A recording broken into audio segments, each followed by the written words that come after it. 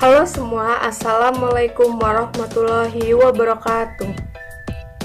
Pada kesempatan kali ini, saya akan membahas materi tentang Islam dan lingkungan hidup. Sebelum membahas lebih jauh, kita harus tahu terlebih dahulu apa itu lingkungan hidup. Berdasarkan Undang-Undang Nomor 23 Tahun 1997, lingkungan hidup adalah kesatuan ruang dengan semua benda, daya, keadaan, dan makhluk hidup, termasuk manusia dan perilakunya yang mempengaruhi kelangsungan kehidupan dan kesejahteraan manusia serta makhluk hidup lain.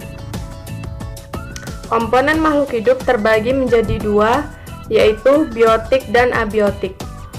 Biotik adalah benda hidup, yaitu hewan, tumbuhan, dan manusia.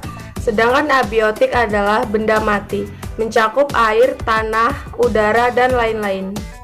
Salah satu kewajiban atau tugas manusia sebagai khalifah adalah membuat bumi makmur. Islam memperbolehkan pengelolaan bumi dan pemanfaatannya dengan syarat kelestarian dan keberlangsungannya. Jangan sampai merusak habitat alam. Tuntunan moral Islam dalam mengelola alam atau larangan serakah dan menyalahgunakan terdapat dalam surat Al-A'raf ayat 56. Manusia harus mengiringi dalam bertasbih, memuji Allah antara lain dengan memelihara kelestarian alam dan mengarahkannya ke arah yang lebih baik. Tahukah kamu sikap-sikap dalam menjaga dan melestarikan lingkungan?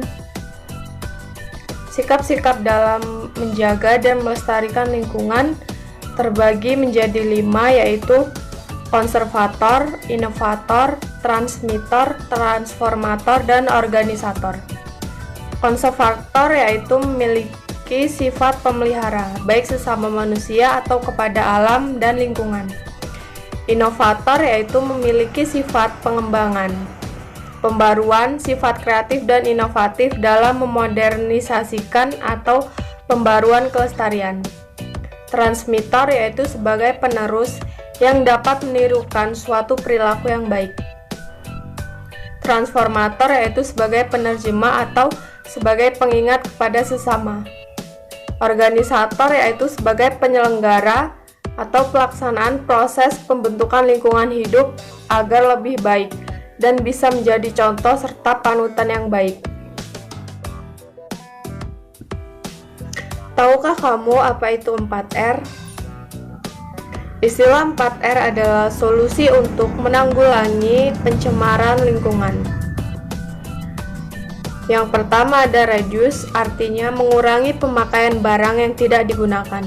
Yang kedua reuse, artinya memakai kembali barang yang bisa digunakan.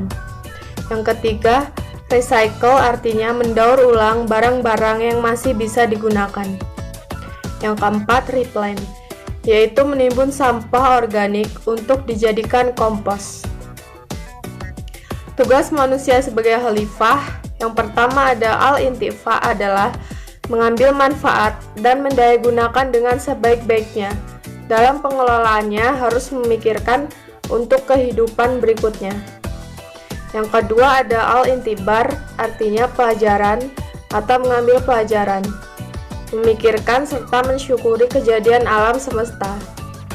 Yang ketiga ada al-islah, artinya menjaga kelestarian lingkungan hidup untuk kemaslahatan dan kemakmuran manusia atau kepentingan umat. Teori etika lingkungan. Yang pertama ada antroposentrisme.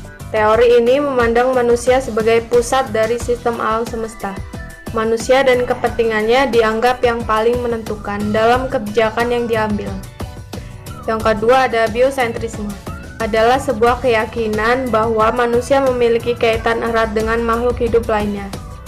Pandangan yang mengatakan bahwa yang paling istimewa bukan manusia, tetapi juga makhluk lainnya. Yang ketiga ada ekosentrisme. Teori ini memandang makhluk hidup atau biotik dan makhluk tak hidup atau benda mati abiotik saling terkait satu sama lain. Prinsip etika lingkungan.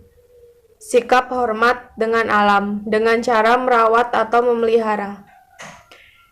sikap tanggung jawab, kasih sayang atau kepedulian, tidak merugikan, kesederhanaan, keselarasan, seimbang, dan juga demokrasi.